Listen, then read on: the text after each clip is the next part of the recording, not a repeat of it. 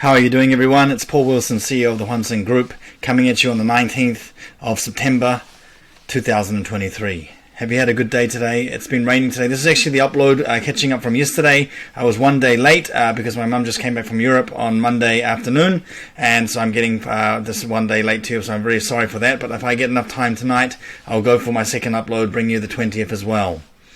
Hwanseung means to transfer. We're always transferring between transport, companies, countries, assets, knowledge, insight, and intuition.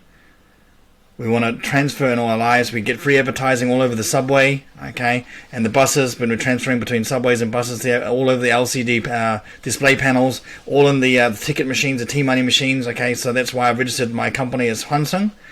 It's been legally registered since 2011, okay, and the web page, I also bought the domain at that time as well, but I've yet to make a web page for this avenue of business. Reminding you that we're building upon our cash cow of corporate business English services, where I believe I'm the #1 instructor in that field in Korea for over 15 years of experience. If you need some references, I'm quite happy to give you a plethora of references proving how effective and how popular I am. Okay, I've got a full booking until the end of the year, but I am looking for subscriptions for the next year in 2024. This is all one take. There's no script. This is all raw. I just want to get the freshest content to you all the time, okay? And may I remind you that we will be growing our business into Hwanseung Headhunting, which is a search firm recruitment, Hwanseung Kumyung, which is finance, and Hwanseung Budongsang, which is real estate in the future. 15 years ago, I came up here with just 20 kilograms of carrier luggage, $40,000 in debt. And now I have a lot to be grateful for, and I do owe that to my wife, my lovely wife, and my kids for giving me the motivation to wake up every morning at 5:30, start work at 6 a.m., finish at 12 a.m., Monday to Friday. Okay, let's get started, guys. All right, so this first one here is yes. We can see here, Seoul is the world's second dome stadium linked to the hotel in Jamsil to be built. Okay, the first dome stadium was in Vancouver, I guess it was, and the next dome stadium linked to a hotel was in Japan, okay, in Tokyo there. But this is going to be pretty exciting now. Also here in the mayor actually went to, you can see here, he went to Toronto, so it's not Vancouver, it's Toronto there, and he had a look at this the stadium, and you can see here, down here, the projections of what the stadium's going to be built like. And we know that Jamsil Jongapunungjang is going to be demolished at the end of next baseball season. So the 2024 baseball season, after that finishes in November, December, it's going to be demolished, and then the groundbreaking will start from January 2025. It's going to be a very exciting time. Now, this is all part of the grand plan by Seoul Metropolitan City to get the MICE, meetings, incentives, conference, and exhibitions, all linked up between Jamsil to Samsungdong COEX, okay, including the new Hyundai building headquarters there. So it's a very, very exciting time to get this building done. I just want to show you a little bit of a taste of why the Korean stadium atmosphere, especially baseball, is really exciting. So let's just go check this out.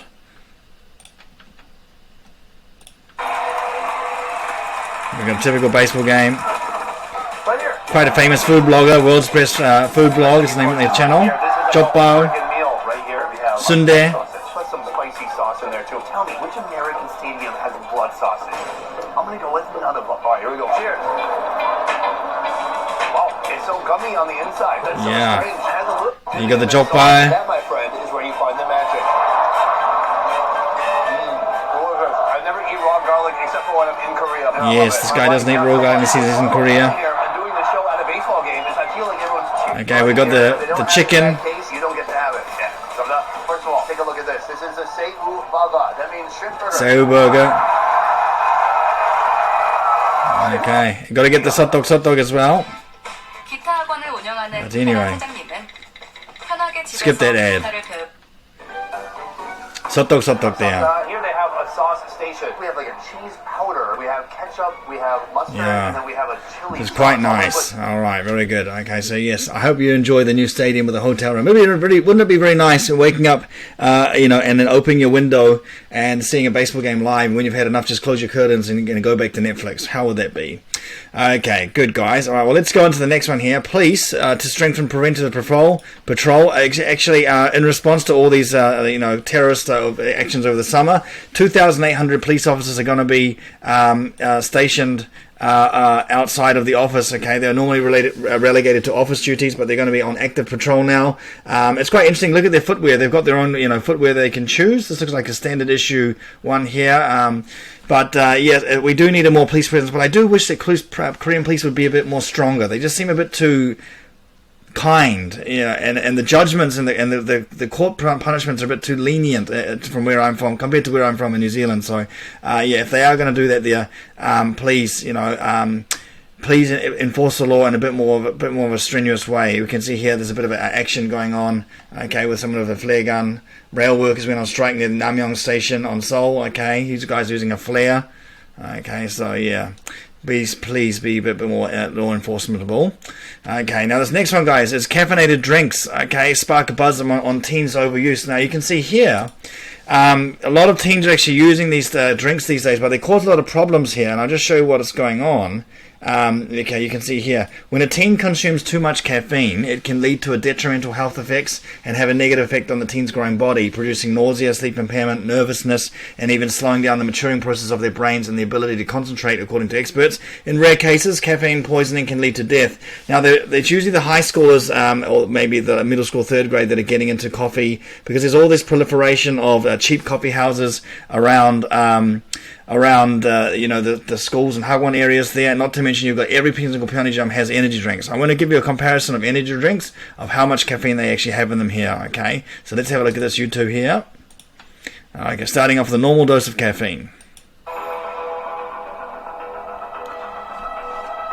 Average coffee caffeine there. Bacchus 303. Vitamin water, wow, 317.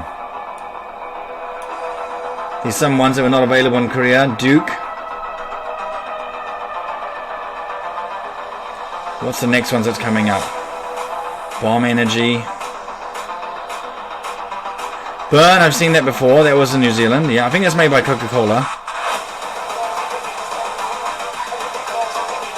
Let's see how the head is coming up.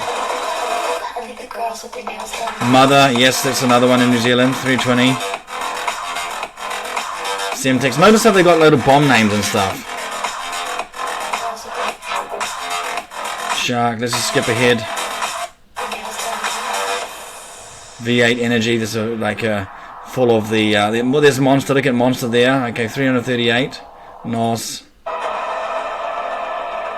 Thai Liptovan. But look at what we get into here. Look at this. Dynaprep. Okay, it's a micro energy shot. Time release micro energy shot there. Would you have that? Geez, 2,400, 160 milligrams of caffeine per liter. Okay, that'd give you a heart attack. All right. Okay, all right. Well, let's go on, guys. All right, to the next one here. So we're talking about Korean medicine doctors' use of modern devices sparks controversy. So what's actually happened here, guys, is these Korean medical doctors, well, they should be really called Oriental medicine doctors there. They're using CTs and MRI scans and other devices to scan for ailments in their patients. Now, who's getting pissed off is the original doctor, the real doctors of Korea. They are objecting to this because I guess they're just losing business. But if you think about it logically.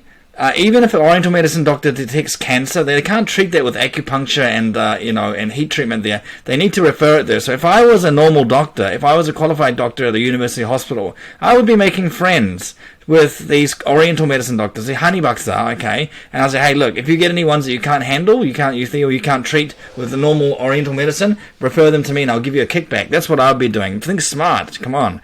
It's this medical association that has a lot of criticism for the quotas of university students, the new doctor recruits that they want every year. They want to keep that intentionally low so they can jack their rates up. They don't want telemedicine, okay, because they worry about someone in the countryside who could potentially take all their business, and now they don't want Oriental doctors using sophisticated machinery to diagnose problems there. So yeah, I mean, it's very, very disappointing. It's very, very disappointing that they are being that kind of selfish there. They should be acting in the public's interest and letting them do what they need to do. As I mentioned before, if you find something serious, you can refer them to a proper hospital. Okay. All right. Okay. Now this last one here is we've got shortage of maternity clinics leading to growing ambulance births. Okay. So we just have like this kind of thing here, and yes, well, we can see here is that there is a decreasing number of gynecologists, 산부인과, okay, in Korea because the decreasing decreasing birth rate, okay, and we also have the problem that a lot of new doctors do not want to be gynecologists because they're worried about medical accidents, okay, or just in case if they give a wrong diagnosis for a baby. So it is a bit of a risky thing. Think about it. Would you be a skin doctor or a plastic surgeon compared to a baby doctor? I'd do a skin doctor, a plastic surgeon because it's a cash cow. It pays big money, okay, there. And so I give you another example here. If you're a brain surgeon and a skin doctor there, okay, they both study for the same amount of years. Maybe the brain doctor studies more, but who's getting more money? It is actually the skin doctor here with a little more stress and a lot more high volume of patients that you can treat, in probably less than 5 minutes. Okay, you can prescribe, you can see what their symptoms are and prescribe medicine for there. But back to the topic, what's going to happen if a baby's born on an ambulance, on the way to the hospital? How are they registered on their 출산신고서? Okay, is it like 구급차 119 구급차 광화문 사거리 병원 가는 길 태어났습니다? Okay, I don't think that, but they would have to record the birth time, that's for sure. But just because for the records there, but I don't know if they would say if it's in the ambulance or in the or would it be in the hospital that they finally arrive at. So that's a pretty interesting thing to see. Okay, guys. Well, I just came back from Lotte World actually today. I've been there with my kids. Okay, it was quite nice. We got a good deal, and we just managed to get in before my second daughter will turn 4 years old next week. So it was quite nice. I'm a little bit tired, but I've got to go back to the grind. I got another class right from 6 to midnight tonight. So thank you for joining again. This is Paul Wilson again, the CEO of the Hwanseung Group.